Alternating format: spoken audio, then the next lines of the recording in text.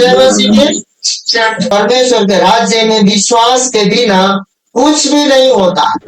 हम लोग आज जो विश्वास के बारे में सुन रहे हैं, जो विश्वास के बारे में देख रहे हैं, ये आपका और हमारे जीवन में होना चाहिए। आप रात भर पछताव करके पापी नादान पापी नादान पापी नादान है, पापी नादान है बोल के आप पूरा छाती पीटते रहेंगे। आपके पास विश्वास नहीं है तो आपको कुछ भी नहीं, आप सिर्फ आंख लाल करके पापी नादान दिखाई देंगे, लेकिन आपके जीवन में बदलाव नहीं दिखाई। इसीलिए सुनिए, आपको विश्वास होना जरूरी है। विश्वास में हमें किसी भी प्रकार से कमजोर और दुर्बल करने के लिए खड़ा है। एक विश्वास हमारे अंदर में है, तो हमारा विश्वास आत्मा के द्वारा आता है। कैसे आता है? लेकिन जो अविश्वास है वो शरीर के द्वारा आता है। कैसे आता है? तो बाइबल कहता है आत्मा के विरोध में शरीर, शरीर के विरोध में आत्मा लड़ रहा है। गलती 5 के अध्याय में लिखा है। तो हमारा लड़ाई शरीर और आत्मा में। आज हमारा लड़ाई सबसे पहले अंधकार के शक्तियों से तो है, संसार के हाकिमों से है, स्वर्ग से गिरे हुए लूसीफरों से भी है, उसके सेना से, दुष्टता से भी है। लेकिन हमारे लड़ाई सबसे पहले शरीर से है, क्योंकि हम चाहते हैं, ऐसा चाहते हैं जो भी हम लोग कर रहे हैं सब कुछ सही कर रहे हैं, ऐसा बोलता है हमारा शरीर। लेकिन हमारा आत्मा ही है कि हम परमेश्वर की ओर जाके सही क्या है गलत क्या है छानबीन करते हैं, और छानबीन करते हैं तो हमें समझ में आता है। समझ में आता है तो हमारा विश्वास दृढ़ होता है। इसलिए विश्वास इसलिए जरूरी है। विश्वास के बिना उद्धार संभव नहीं है। विश्वास के बिना उद्धार भी संभव नहीं है। पहले आप जब प्रभु में आए थे तो प्रभु यीशु मसीह आपको चंगा करता है। प्रभु यीशु मसीह हमारे पापों के लिए, अपराधों के लिए, अधर्मों के लिए मारा गया है और गाड़ा गया है। पिता ने 3 दिन बाद उसको जिलाया है। मुर्दों में से परमेश्वर ने जिलाया बोल के जो कोई मुंह से करता है, अंगीकार करता है और हृदय से विश्वास करता है, उसी दिन उसका उद्धार होता है। हालेलुया। इसीलिए जब विश्वास का शुरुआत उद्धार से हुआ है, यदि विश्वास का शुरुआत मेरे प्रिय मित्रों, यदि उद्धार के लिए विश्वास चाहिए तो आपको सब कुछ विश्वास ही चाहिए। आपको जानते हैं जीने के लिए विश्वास चाहिए, चंगाई के लिए विश्वास चाहिए, छुटकारा के लिए विश्वास चाहिए। आपका विश्वास बिना कुछ भी नहीं हो सकता है, क्योंकि एफिसी 2:8 में लिखा है, विश्वास के द्वारा अनुग्रह ही से तुम्हारा उद्धार हुआ है, और यह तुम्हारी ओर से नहीं वरन परमेश्वर के दान है। हाँ, अब देखिए यहाँ बात है, विश्वास के बिना उद्धार संभव नहीं। जब हम विश्वास नहीं करते तो हमारा उद्धार नहीं होता। यह इसलिए कहता है यहाँ पर बाइबल में, क्योंकि विश्वास के द्वारा अनुग्रह से आपका और मेरा उद्धार हुआ है, और यहाँ तुम्हारी ओर से नहीं वरन परमेश्वर का दान है। ये विश्वास करने का जो दान है हमारी ओर से नहीं, वो किसकी ओर से आया है? इसलिए घाट करने की बात नहीं है। हमको विश्वास करके इतना मिला और वो अविश्वास करके इतना मिला। परमेश्वर किसी को पक्षपात बोलता, क्योंकि विश्वास के द्वारा अनुग्रह से तुम्हारा उद्धार हुआ है, और यहाँ तुम्हारी ओर से नहीं वरन परमेश्वर की दान है। हम विश्वास किए हैं, लेकिन विश्वास भी किसका दान है? जैसे ही विश्वास करते हैं उसमें शीघ्रता मजबूती डालने के लिए परमेश्वर की ओर से हमारा क्या है? वरदान है। हालेलुया। और हम लोग ये विश्वास करते हैं कि ये कार्य होगा। विश्वास के बिना चंगाई संभव नहीं है। आप प्रार्थना करेंगे और करवाएंगे, आपको विश्वास होना चाहिए कि आपको परमेश्वर चंगा करेगा। इसीलिए प्रार्थना करने वाला और करवाने वालों को दोनों को विश्वास होना चाहिए कि यदि आज हम लोग नाइट प्रेयर में रात्रि के प्रार्थना में प्रार्थना करेंगे, हरेक लोग चंगे होंगे और परमेश्वर को मुझे अभिषेक देगा, वो दान देगा, वो वरदान देगा और मैं भी चंगा होऊंगा और चंगी होंगी बोल के ये वचन सुन रहे हैं। उनको विश्वास होना चाहिए कि नहीं चाहिए? होना चाहिए। होना चाहिए।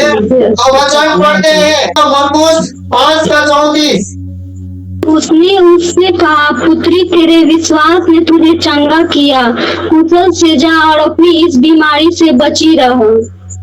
आपको मालूम है ना, एक 12 साल से गर्भवती स्त्री थी, उसने यीशु के बारे में सुना। यीशु बहुत बड़ा बड़ा चिन्ह चमत्कार करते हुए गलील में, कफरनहूम में, सारा इजराइल में और समारिया में घूम रहा है।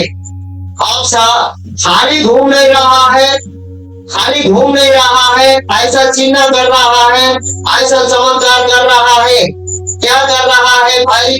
बेथनिया में जाता है, लाजरस की थोड़ा बहन को बोलता है, पुनरुत्थान और जीवन मैं हूँ, यदि विश्वास करोगी तो परमेश्वर के महिमा को देखोगी। विश्वास करो, परमेश्वर की महिमा को देखोगी, क्योंकि पुनरुत्थान और जीवन मैं हूँ। और यीशु मसीह उस लाजरस को जिलाता है, वो सुनती है और यीशु मसीह 5,000 को खाना खिलाता है, 5 रोटी 2 मछली में। वो सुनी और कोड़ी को शुद्ध करता, अंधे को आंखें देता, टूटे को हाथ देता, पैर लंगड़े को चलाता है, मिर्गी रोग को चंगा करता है। पूरा सुनी ना, ऐसा ही विश्वास की क्या की। उसके बाद यीशु के पास भागते हुए दौड़ते हुए अपना बीमारी को न देखकर, अपने परिस्थिति को न देखकर यीशु के पास आई और भीड़ में घुसी और यीशु के वस्त्र छुई और यीशु के वस्त्र छूते यीशु ने कहा, मेरे अंदर से विश्वास का सामर्थ नहीं बोला है, मैं बोल रहा हूँ एक चंगाई का सामर्थ एक विश्वास करने वाले व्यक्ति के पास चला गया है। कहने का मतलब यही था। लेकिन चेले लोगों ने बोला, सुनिए ना गुरुजी, ऐसा बोलना तो अच्छी बात नहीं है, क्योंकि आपके बीच में आपके ऊपर हजारों लोग 100 लोग टकरा रहे हैं। लेकिन यीशु मसीह ने कहा, सुनो रुको, यहाँ पर एक सामर्थ निकला है, मेरे अंदर से सामर्थ गया है। तो यहाँ पर एक 12 साल से गर्भवती हुई स्त्री आपने धन दौलत सारे डॉक्टरों को सारे खत्म करके बेउम्मीद संसार में घिरने परेशानी तकलीफ में दुख में थी और यहाँ पर आकर बोलती है, हे प्रभु वो स्त्री मैं हूँ, मुझे आपने चंगा किया है, आपका जो सामर्थ मेरे अंदर आया है। तो परमेश्वर यीशु ने बोला कि वो ये सामर्थ कैसे दिया? यीशु मसीह जानता आपके विश्वास को, उसके विश्वास को यीशु मसीह जानता था, उसके सोच को जानता था, उसके विचार को जानता था। वो जब से वहां से सुनी इसके बारे में, वहां से उठी, वहां से कैसी आई, यीशु को कैसे छुई और अब कैसे चंगी हो गई, तो यीशु को मालूम था। तो यीशु ने कहा, यीशु ने उससे कहा, यीशु ने उससे कहा, स्त्री से कहा, पुत्री तेरे विश्वास ने तुझे चंगा किया है, कुशल से जा और अपनी इस बीमारी से बची रहा। आप आज कुशल के साथ विश्वास करते हैं ना, आप अपने हर एक परिस्थिति से बचे रहेंगे। हालेलुया, बीमारी से बचे रहेंगे। लेकिन विश्वास के बिना कुछ भी नहीं हो सकता मेरे प्रियो। और फिर बोलता है, विश्वास के बिना विजय संभव नहीं है। तो पहले 5:4 पढ़ दो। क्योंकि जो कुछ परमेश्वर से उत्पन्न हुआ है वह संसार पर जय प्राप्त करता है, और वह विजय जिससे संसार पर जय प्राप्त होती है हमारा विश्वास है। हमारा क्या है? हम परमेश्वर से उत्पन्न हुए। इसलिए यहाँ बोलता है, विश्वास के बिना विजय संभव नहीं है, क्योंकि जो कुछ परमेश्वर से उत्पन्न हुआ है वह संसार पर जय प्राप्त हुआ है। हम परमेश्वर परमेश्वर से उत्पन्न हुए हैं तो हमको विश्वास करना होगा कि आज नहीं, कल नहीं, परसों नहीं, तरसों नहीं, हम जय पा चुके हैं। हालेलुया। क्योंकि जो कुछ परमेश्वर से उत्पन्न हुआ है वह संसार पर जय प्राप्त करता है। हम परमेश्वर से उत्पन्न हुआ किसी तो आप पहले पहचान के अनुसार, क्योंकि जो कुछ परमेश्वर से उत्पन्न होता है वह संसार पर जय प्राप्त करता है। हम लोग संसार और शैतान पर, परिस्थिति पर जय प्राप्त करने वाले व्यक्ति हैं, लेकिन हमें विश्वास होना चाहिए कि हम हैं और वह विजय जिससे संसार पर जय प्राप्त होती है। कैसे होती है, किससे होती है? तो हमारा ही विश्वास है। हालेलुया। इसीलिए मेरे प्रिय भाइयों बहनों, हमने संसार पर विजय पाई है। क्यों पाई है? तो हम परमेश्वर से जन्मे हैं, परमेश्वर से उत्पन्न हुए हैं। जैसे कि कांटों से फूल खिलता है, गुलाब के कांटों से फूल खिलता है, उसी प्रकार यीशु मसीह जो द्वारा हम उत्पन्न हुए हैं और ये उत्पन्न हुए तो संसार पर विजय प्राप्त करते हैं। और कैसे प्राप्त करते हैं? तो हमारा वो विश्वास है। अब हम लोग देखने वाले हैं, विश्वास के बिना आप मसीह में अपनी विरासत को प्राप्त नहीं कर सकते। विरासत का मतलब क्या है? हमें ये विश्वास के द्वारा एक राज्य को प्राप्त करना। राज्य जब लोग प्राप्त करते हैं तो अधिकार करते हैं। अधिकार करते हैं तो अगल बगल में आपको चारों ओर से कौन रहता है? बॉडीगार्ड रहता है। विश्वास के बिना आप मसीह में अपनी विरासत को प्राप्त नहीं कर सकते। तो वचन है इब्रानी 6:12, पढ़िए। ताकि तुम आलसी ना हो जाओ, वरन उनका अनुकरण करो जो विश्वास और धीरज के द्वारा प्रतिज्ञाओं का वारिस होते हैं। विश्वास के द्वारा प्रतिज्ञा किया हुआ वारिस बनते क्या हुआ है? ये प्रतिज्ञा किससे किया था? ये अब्राहम, मैं तुझसे ऐसा वंश खड़ा करूंगा, ऐसा वंश खड़ा करूंगा। कैसा वंश प्रभु? ये संतान हूँ, मेरा तो कोई वारिस नहीं है। कौन सा आप सपना दिखा रहे हैं मुझे? 24 साल तक क्या होता है? 24 साल तक सुन के बैठा रहा। 75 साल में सुना था ये बात को। कितने साल में सुना था? 24 साल तक सुनते रहा। बाइबल बताता है कि 99 साल में उसको याद आया कि परमेश्वर हमको कुछ प्रतिज्ञा किया भी है। कितना साल में याद आया उसको? 99 साल में 24 साल लगा उसको। कितना लगा? उसके बाद बोला कि वाह प्रभु, आपने तो मुझे कुछ कहा है, इसीलिए मैं अब विश्वास करता हूँ। उसने नाम लेके बुलाया। क्या लेके बुलाया? संसार में नहीं था, विश्वास के द्वारा उसने नाम लेके बुलाया और वो ये सोचने लगा मरे वो कभी जिलाने वाला परमेश्वर है तो सब कुछ कर सकता है, मैं विश्वास करता हूँ। उसने इसहाक को जन्म दिया। हालेलुया। उसने इसहाक को जन्म दिया और यहाँ पर बोलता है ताकि तुम आलसी न हो, ये परमेश्वर ने ठहराया हुआ समय है, इसलिए ताकि तुम आलसी न हो जाओ, वरन उनका अनुसरण करो जो विश्वास और धीरज के द्वारा प्रतिज्ञाओं के वारिस होते हैं। उनका अनुसरण का मतलब क्या है? वो जो करते हैं ऐसे तुम भी करो। इसीलिए बोलता है ताकि तुम आलसी न हो और जाओ। क्या बोला है? बाइबल क्या बोल रहा है? ताकि तुम आलसी न हो जाओ, वरन उनका अनुसरण करो। किसका अनुसरण करो? जाओ जहाँ कलीसिया में स्तुति, आराधना, प्रशंसा हो रहा है, जो तुम्हारे लिए तुम्हारे घर घराने के लिए प्रार्थना कर रहा है, उसके साथ सहमत हो जाओ। किसके साथ? हमको तो घर में आइए, उसके घर में आके बड़ा सब फूंक मारिए और जाइए और प्रार्थना कीजिए। या नहीं लिखा है? यह बोलता है ताकि तुम आलसी न हो जाओ, वरन उनका अनुसरण करो जो आराधना, स्तुति, प्रशंसा, वचन सुना रहे, जो विश्वास और धीरज के द्वारा प्रतिज्ञाओं के वारिस होते हैं, विश्वास रखते हैं और धीरज रखें तो हम प्रतिज्ञा के संतान और बारिश हैं। हालेलुया।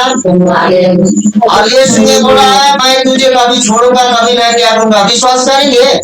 बाइबल में बोला है प्रतिज्ञा के संतान हो, हम प्रतिज्ञा के संतान है तो उस मुसीबत के ऊपर में अपना पैर रख सकते हैं, विश्वास के द्वारा रख सकते हैं ना। क्योंकि हम हमारा प्रभु यीशु मसीह को स्वर्ग के और पृथ्वी के देखी अनदेखी सारे चीजों का बारिश ठहराया है कि नहीं इब्रानी के पुस्तक के अनुसार। और क्या बोलते हैं एक किसी के पुस्तक के अनुसार उसको स्वर्ग और पृथ्वी को सारे वस्तु का शिरोमणि करके सारा अधिकार उसको दिया है। और बाइबल कहता है कि वो अधिकार नासरत यीशु ने कलीसिया को दिया है और वो हमारा सिर है और वो हम देह उसका देह कलीसिया है और सारा परिस्थिति हमारे पांव के नीचे है बोलता है बाइबल। कलीसिया कौन है भाई? कलीसिया हम लोग हैं तो हमारे पांव के नीचे परिस्थिति है। अब यहाँ पर फिर बोलता है विश्वास के बिना आप परमेश्वर को प्रसन्न नहीं कर सकते। आपको कष्ट आएगा, पीड़ा आएगा, समस्या आएगी, परीक्षा आएगी, आपके पास दुर्घटना आएगा, आपके पास गाली आएगी, आपके पास नाना प्रकार की बातें आएगी, लेकिन एक दिन वो सारे बातें आपके पैर के तले होंगे। हालेलुया। लेकिन उस समय तक क्या आप धीरज धरेंगे? ये सवाल है। क्या उस समय तक आप विश्वास करेंगे इंतजार करके? ये सवाल है। तो यहाँ पर विश्वास बिना आप परमेश्वर को प्रसन्न नहीं कर सकते हैं। तो पढ़ो इब्रानी 11:6।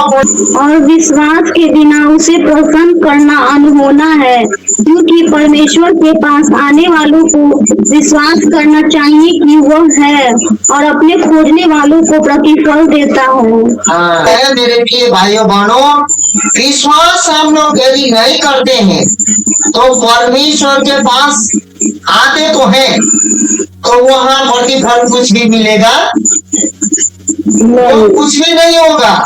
इसलिए विश्वास के बिना आप परमेश्वर को प्रसन्न नहीं कर सकते हैं और विश्वास बिना उसे प्रसन्न करना अनहोना है। किससे? प्रभु यीशु मसीह को, पवित्र आत्मा को। हम यदि विश्वास न करें तो वो भी प्रसन्न, और विश्वासी से परमेश्वर प्रसन्न नहीं। जब तक परमेश्वर प्रसन्न नहीं होगा, आपको चंगाई, छुटकारा, रिहाई, आपको संपन्नता, आपको धन, आपको दौलत, आपको पूरी रीति से आगे बढ़ने का जितना भी चमत्कार है रुक जाएगा। क्या हो जाएगा?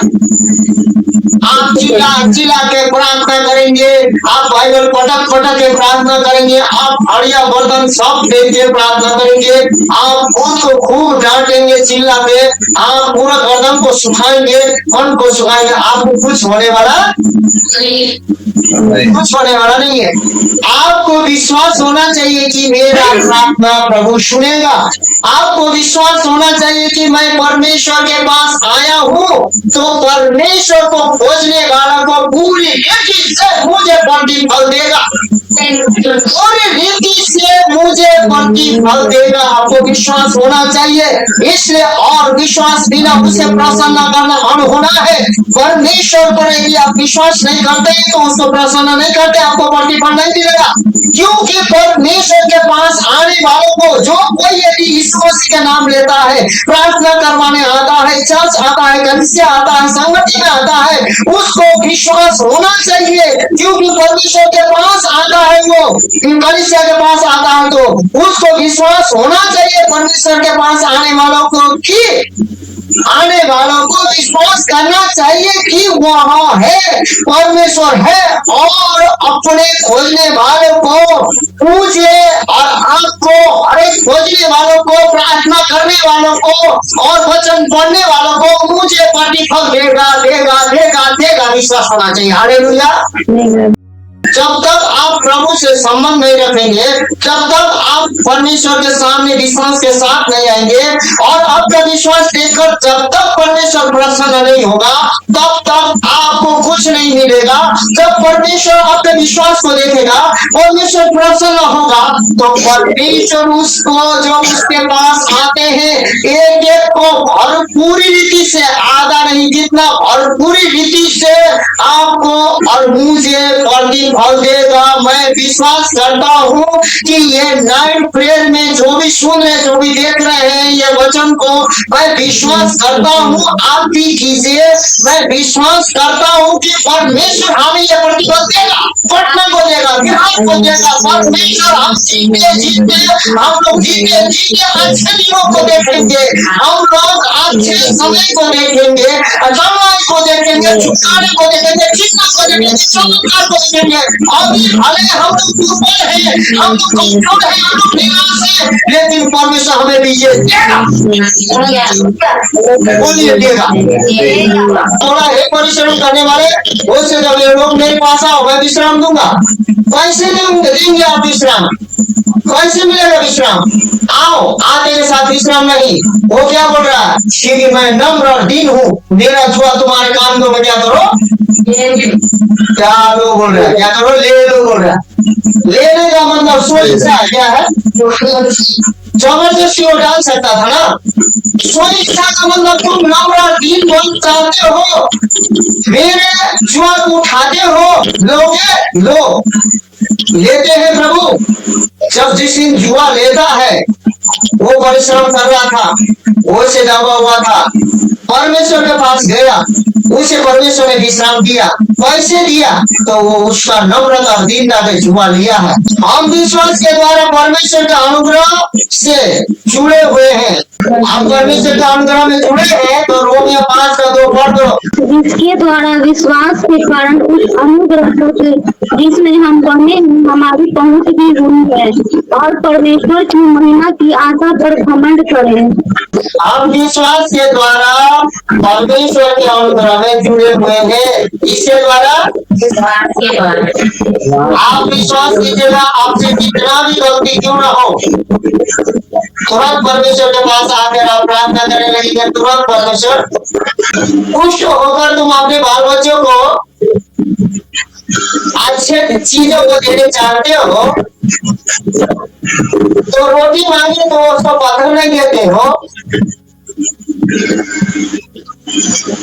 और मछली मांगे तो उसको सांप नहीं, क्या बोलते, बिच्छू नहीं देते हो, सांप नहीं देते हो, और अंडा मांगे तो बिच्छू नहीं देते हो। यदि तुम दुष्ट होकर इतना प्रेम से देते हो तो वो पिता तो दुष्ट है, वो पिता दुष्ट है। परमेश्वर हमारे यीशु मसीह दुष्ट है, हम दुष्ट हैं, हम तो अनुग्रह में जुड़े हुए हैं, इसलिए हमारा सारा पाप क्षमा होते हैं। हम अपने बच्चे को कहेंगे भाई ये नया आएगा, कोई बात नहीं है, आएगा ऐसा। प्रभु भी ऐसा ही बोला, क्या बोला है? जाओ दोबारा, बस ये नहीं बोला। इसलिए मेरे प्रिय मित्रों, हम लोग अनुग्रह में जुड़े हैं। कहाँ जुड़े हैं? विश्वास के अनुग्रह में। कौन सा अनुग्रह में? इसलिए हम विश्वास के द्वारा परमेश्वर के अनुग्रह में जुड़े हुए हैं। रोमियो 5:2 में जिसके द्वारा विश्वास के कारण उस अनुग्रह तक जिसमें हम बने हैं, उस अनुग्रह तक हम बने हैं, हमारी पहुंच भी हुई, और परमेश्वर की महिमा की आशा पर घमंड करें। परमेश्वर की महिमा की आशा पर घमंड करें, क्योंकि अनुग्रह के द्वारा वहां तक पहुंचे। कहां तक पहुंचे हैं आप? लेकिन ये अनुग्रह प्रभु का है बोल के हम विश्वास करते हैं। क्या करते हैं? वही लोग विश्वासी लोग इतना शुद्धिकरण दिखाते हैं कि उनसे पाप होने वाला रहेंगे या पाप करने वाला रहेंगे, थर कांपेंगे। क्या करेंगे? अभी तो ऐसे डरेंगे कि डर फंसा जाएंगे। क्या हो जाएगा? आपको ऐसे करने की जरूरत नहीं है, आपको विश्वास करने की जरूरत है कि हम परमेश्वर में हैं, और परमेश्वर जो भी कर रहा है हमारे जीवन में ट्राई उत्पन्न करेगा। हालेलुया। जितना आप विश्वास करेंगे उतना ही परमेश्वर काम करेगा। हालेलुया। उसका वचन आप और हमारे लिए, ये जो भी वचन है हमारे लिए काम करे। और ये आप कलीसिया में सिखाइए और ये बात को और जोड़ने चाहते हैं। यिर्मयाह 33:3 में कहता है मुझसे प्रार्थना कर। तो क्या बोलता है? मुझसे प्रार्थना कर और मुझे पुकार, मैं गुप्त गुप्त और कठिन कठिन बातें बताऊंगा। क्या कहूंगा? और परमेश्वर ने फिर कहा यिर्मयाह 29:11 में, तुम्हारे लिए जो भी मेरा योजना है वो भलाई का है। विश्वास के द्वारा ही यीशु मसीह ये संसार में आया कि हमारे लोग मेरे बलिदान के द्वारा बचेंगे। क्या होंगे? यीशु मसीह विश्वास के द्वारा आया कि मेरा बलिदान होने से ये लोग क्या होंगे। अब ये विश्वास यीशु मसीह को कहां से आया? क्योंकि बलिदान के द्वारा उद्धार होगा और वो बलिदान निष्कलंक मेमना के द्वारा होगा। और जानते हैं सारा संसार के लोग मेमना पालते थे तो वो लोग सारा धर्मी थे।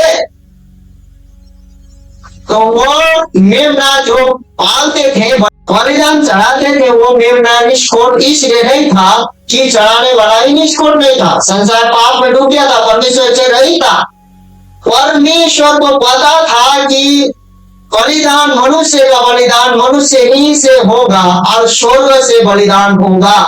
तो इसीलिए परमेश्वर स्वर्ग का मेमना बन के आया। और परमेश्वर ने विश्वास के द्वारा कहा कि मैं पकड़ा जाऊंगा अन्य जाति के हाथों में। क्या कहा? लिखा है। क्या किया गया है? लिखा है मैं अन्य जाति के हाथों में पकड़ाऊंगा और मैं अपने लोगों से लज्जित हो जाऊंगा और मनुष्य का पुत्र को पिटाया जाएगा, कुटाया जाएगा और मनुष्य का पुत्र क्रूस में टांगा जाएगा, मारा जाएगा, गाड़ा जाएगा। लेकिन परमेश्वर के महिमा में तीसरा दिन जी उठेगा। यीशु ने बोला ना, क्या बोला? ये लिखा है बोला। क्या बोला? और परमेश्वर यीशु ने क्या कहा? ये शैतान लिखा है मनुष्य रोटी से ही नहीं परमेश्वर का हर एक मुंह से निकला हुआ वचन से जिएगा। लिखा है, बोला है। तो विश्वास के बारे में भी बाइबल में लिखा है, जो लिखा है कभी नहीं मिटता है, लेकिन बोला हुआ क्या हो जाता है? मिट जाता है। और ये बोला हुआ वचन, लिखा हुआ वचन परमेश्वर पवित्र आत्मा के द्वारा है। इसलिए मेरे प्रिय भाइयों बहनों, आज हम लोग जितना भी प्रार्थना करेंगे वो परमेश्वर के वचन में डायरी में लिखा जा रहा है और हमें प्रतिफल अवश्य परमेश्वर के आवाज के द्वारा मिलेगा। और प्रकाशित वाक्य में कहता है, उसको हम लोग खोल के पढ़ेंगे। कोई खोल दे प्रकाशित वाक्य 5:6। तब मैंने उस सिंहासन और चारों प्राणियों और उन प्राचीनों के बीच में मानो एक वध किया हुआ मेमना खड़ा देखा। हाँ, वो वध किया हुआ मेमना स्वर्ग सिंहासन में खड़ा है। आगे बढ़िए। उसके 7 सींग और 7 आंखें थी। हाँ, उसमें 7 सींग और 7 आंखें थी। ये परमेश्वर की 7 आत्माएं हैं जो सारे पृथ्वी पर भेजी गई है। यहाँ 7 आत्माएं हैं जो सारे पृथ्वी में भेजी गई है। वो पृथ्वी में काम करती है। 5 उसने आकर उसके दाहिने हाथ से जो सिंहासन पर बैठा था वह पुस्तक ले ली। हाँ, जब उसने पुस्तक ले ली तो वे चारों प्राणी और 24 प्राणी उस मेमने के सामने गिर पड़े। उनमें से हर एक के हाथ में बीना और धूप जो पवित्र लोगों की प्रार्थना है ये भरे हुए सोने के कटोरे थे। ये पवित्र लोगों के प्रार्थना कौन सा कटोरे में किसके सामने है? किसके सामने है? यीशु मसीह के सामने है। और हमारे प्रार्थना किस कटोरे में सजा के रखा गया है? सोने के कटोरे। किस कटोरे में सजा के रखा है? प्रकाशित वाक्य 5:6 के अनुसार बात हुआ मेमना स्वर्ग में दिखाई दे रहा है और वहाँ सारंगी बीना बजाया जा रहा है हमारे प्रार्थना के द्वारा, हमारे प्रार्थना के समूह। और ये संत के प्रार्थना किसके कटोरे, किस कटोरे में रखा गया है? सोने के कटोरे में रखा गया है। और आगे बढ़िए। और क्या हुआ? वे यह नया गीत गाने लगे, ये नया गीत गाने लगे। वो हमारे प्रार्थना के बीच जो सोने के कटोरे में है, वो धूपदान में है, सोने के धूपदान में ये नया गीत गाने लगे। तू इस पुस्तक के लेने तो इस पुस्तक को लेने और इसकी मुहरें खोलने के योग्य है, इसकी मुहरें खोलने के योग्य है, क्योंकि तूने बद होकर मतलब मरकर अपने लहू से हर एक कुल और भाषा और लोग और जाति में से परमेश्वर के लिए लोगों को मोल लिया है। परमेश्वर के लोगों को मोल लिया है। परमेश्वर के लिए लोगों को मोल लिया है। यीशु मसीह को कह रहा है, यीशु मसीह के बारे में। और हमारा प्रार्थना वहाँ है, और वो प्रार्थना वो धूपदान के समान स्वर्ग में हमारा प्रार्थना जमा होगा, और वो प्रार्थना एक ही बार पढ़ जाएगा तो क्या कर देगा परमेश्वर? पूर्ण देगा।